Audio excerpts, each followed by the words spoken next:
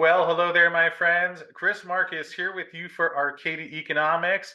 Thanks for tuning in and joining me as today we're going to take a look inside Endeavour Silver's new mine that's under construction at Terronera down in Mexico, which fortunately I had a chance to visit last month at their investor day. And obviously, Terronera is a big project for Endeavour, which will be bringing their cost of production down quite a bit, doubling their overall production, leaving them by the time that's up and running with an estimated 16 million ounces of silver equivalent production per year. And certainly at a time where we are experiencing a deficit in the silver market and not a lot of primary silver producers left, Endeavour Silver is going to be one of the ones that is still silver dominant, and again was fortunate to be able to have a chance to take a look around. So let's give you a little tour. Now down there you can see the road that we took up to get to this site. Quite a journey to get up to the top of the mountain where the construction is ongoing, and here's a view of some of the different parts of the construction that we're taking a look at today. From this way you can see the bag and ball mill, flotation to the left, reagent, and then thickening to the far left. A lot of this flooring, the concrete for the mill area, is about 90% right now. We lack very little, and we're advancing through the flotation area with the concrete floors and stem walls. And this is where the conveyor will come out and feed the segment. And that's where the jaw crusher will be sitting. So all of the ore will first pass will come to this jaw crusher. You can see where this excavation is right behind us is the first bent for the conveyor that goes to the coarse ore stockpile. We are at the moment, or you are, here at the bottom of this waste dump. And we are looking down to where the TSF will be, and the tailings filter, power plant, and LNG plant will be. See that concrete pad to the left? To the left and up is where the filtration plant will be. You can see where the road that goes above there, we installed that road so that they could do some of their geotechnical drilling. But there'll be the filter plant, and then to the left of it will be the gen plant. Down below we were going to have filter buildings, concentrate filters, and tailings filter. Right next to it, the power generation, five generators, 2.5 megawatts each one. And next to it, we are going to have the LNG vaporization plant, storage and vaporization. We're going to feed the generators with LNG already in gas form. I don't know if you're familiar with it, but the LNG plant is so that the generators will run off natural gas rather than diesel. Yep. It's cheaper. So. Yeah, much cheaper. Main embankment of the TSF is right here, and this is the sediment pond for the contact water coming out of the tailings. See the road to the left there, the kind of the white area? That's the road from Estancia that you guys came in on. You come in from Estancia, and that it comes and makes a turn right there. So that's basically where the main road is. I thought it was a good idea because when the LNG comes in, it comes off the main road, doesn't have to come up this hill. Right there. And pretty amazing, as we're really at the top of the mountain here, so quite a ways away from the rest of the town and village, and pretty high up here, which really gives you some appreciation for some of the places that companies have to go to find these gold and silver deposits.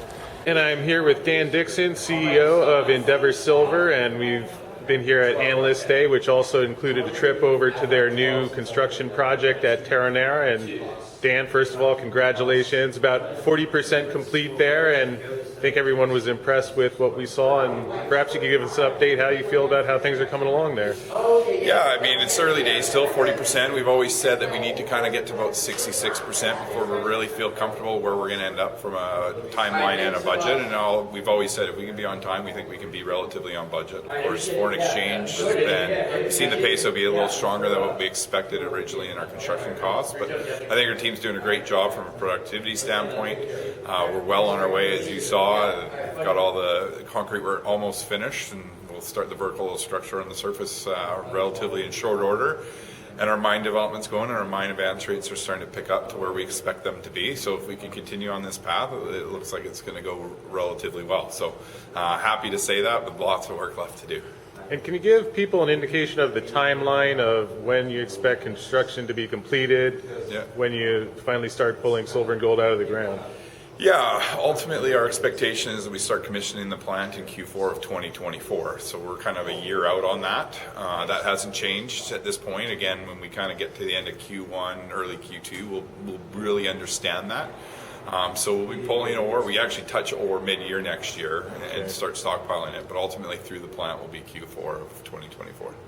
And you also mentioned during the presentation we're looking at about 60% silver, 40% gold, which will maintain that balance throughout the company? Absolutely. So right now we're about, I think Q1 or through first three quarters, we're about 65% silver, 35% gold from a revenue mix standpoint. Terronera itself is about 60% silver, 40% gold, no base metals. So we'll maintain our dominance as silver being our primary revenue source. Yeah, I know that's something you're excited about because we do not have a lot of primary silver miners left. So certainly for people who are looking for a high exposure to silver, you guys have positioned yourself right there. And perhaps can you give us an idea of the latest update of what you're seeing as the size of the project and also the cost structure? Because I know Yeah, for those that aren't aware, it's a $230 million build.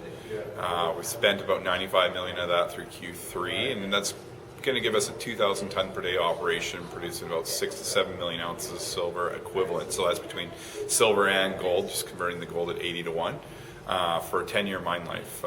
So again, for our other operations, we effectively have always had a 2-year reserve life. Here at Terronera, we'll have a 10-year reserve life, and we expect to grow that, and ultimately we expect to be in Terronera 20, 25 years before it's all said and done. And you're also looking at a pretty low all-in sustaining cost at Terronera. Perhaps you could touch on that for a minute? Yeah, for sure. I think the thing that makes us very excited about Terronera is its operating cost structure. I mean, it's going to put us in the lowest decile amongst our peer groups from a cost to produce an ounce of silver.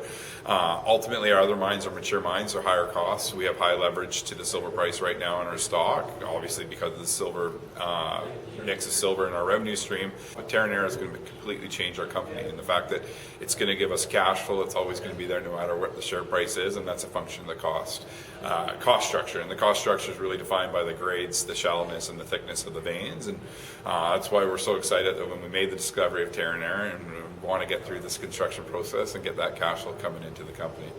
So there is a look inside Endeavour Silver's new upcoming Terronera mine, which will be going online hopefully towards the end of this year, if everything stays on track.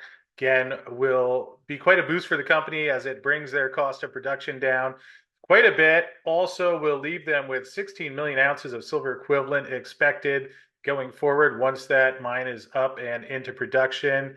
And certainly with not a lot of primary silver miners left, for those who are looking for exposure to silver through the mining space, obviously Endeavour Silver one to take a look at. You can find out more about Endeavour and the company overall at edrsilver.com. Of course, you can also find out plenty more about their new Terronera mine, and there's even a tab right here which will give you plenty of information about that.